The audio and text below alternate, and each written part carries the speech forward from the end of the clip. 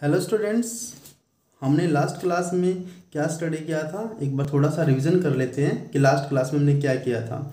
एक तो हमने चार्ज के बारे में स्टडी किया था, एक हमने किसके बारे में स्टडी किया था, इलेक्ट्रोस्टैटिक्स के बारे में। इलेक्ट्रोस्टैटिक्स क्या थी, फिजिक्स की ब्रांच थी जो चार्ज के बारे में स्टडी कराती है और चार्ज किस में होंगे, रेस्ट में होंगे। कुछ एग्जाम्पल किए थे इलेक्ट्रोस्टैटिक चार्जेज के।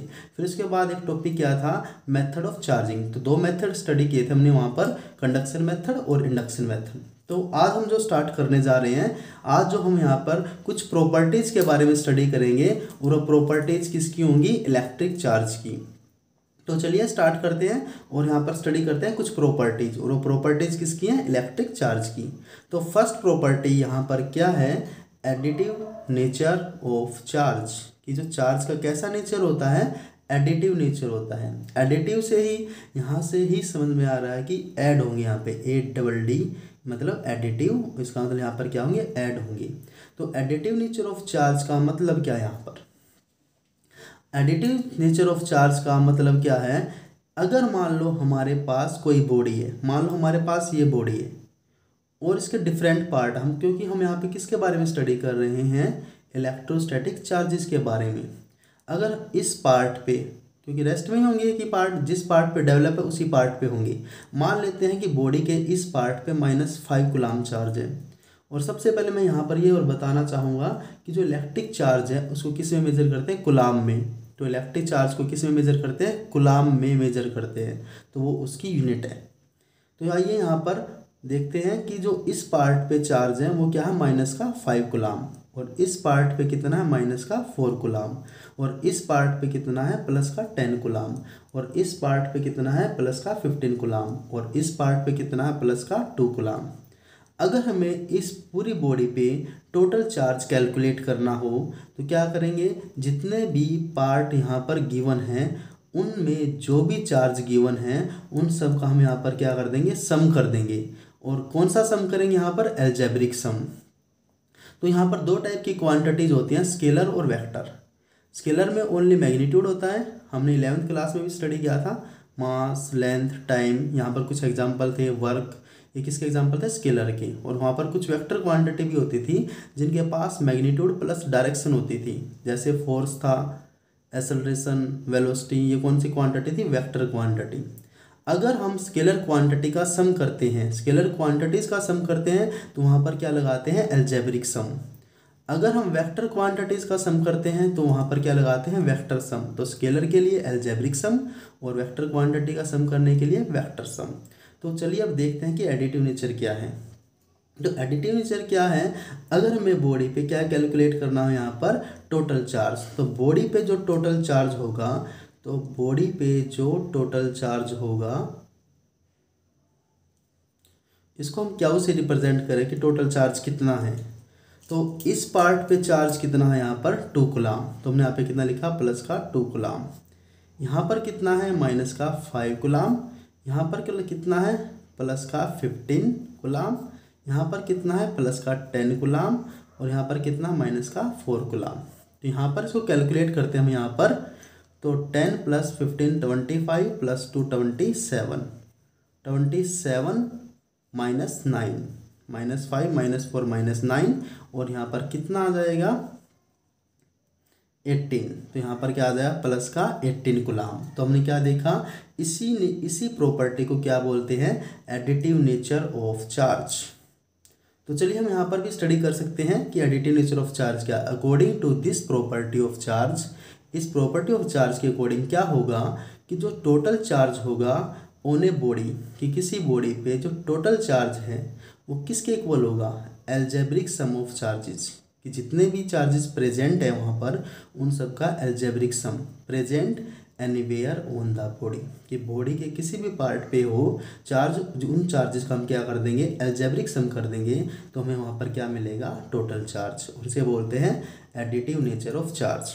जैसे यहाँ पर गिवन है कि अगर कोई बॉडी है, कंटेन n चार्जेस, उस बॉडी के अंदर कितने चार्जेस हैं, n चार्जेस हैं, Q1 Q2 Q3 Q4 Qn तक। तो हम क्या कर सकते हैं, उस बॉडी पे टोटल चार्ज कैलकुलेट कर सकते हैं। तो उस बॉडी पे जो टोटल चार्ज कैलकुलेट करेंगे वो क्या होगा, टोटल चार्ज को हमने किससे रिप्रेजेंट किया, Q से। तो यहाँ पर जो क्यू आएगा क्या आ जाएगा, Q1 plus Q2 plus Q3 plus Q4 plus, तो कहाँ तक होंगे ये, Qn तक। तो जितने भी चार्जेस थे सभी चार्जेस का क्या कर दिया, यहाँ पर सम कर दिया, तो हमारे पास क्या आ गया, टोटल चार्ज। और इसे क्या बोलते हैं, एडिटिव नेचर ऑफ चार्ज।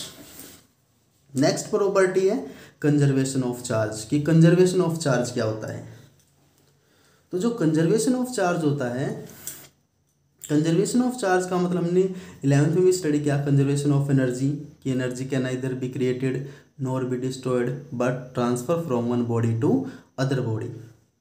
अगर काइनेटिक पोटेंशियल में चेंज होगी, पोटेंशियल काइनेटिक में, जनरेटर में क्या होता है, मैकेनिकल किस में चेंज होती है, इलेक्ट्रिकल में चेंज होती है, तो क्या होता है, एनर्जी हमेशा क्या रही, कांस्टेंट। लेकिन आइडियल कंडीशन में कभी भी 100% एनर्जी कंजर्व नहीं है, तो कुछ ना कुछ एनर्जी का लॉस हमेशा किसी न किसी फॉर्म में होता है।